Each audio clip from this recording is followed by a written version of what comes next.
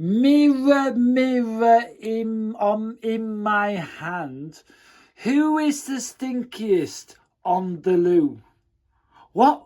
We all smell the same. Well, tell me, mirror, how can I explain why we all don't just play the same old game?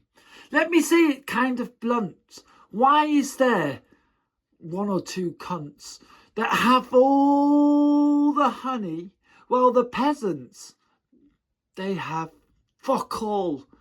Why do we play ball like this? Why aren't the rules the same for everyone? Why, if we all stink on the loo, why do we not all eat the same poo? Mirror, mirror in my hand, why do people demand that people have to die and people have to cry? And why, oh why can we not try to live together for now and forever as peace as one, like where we're from one beginning?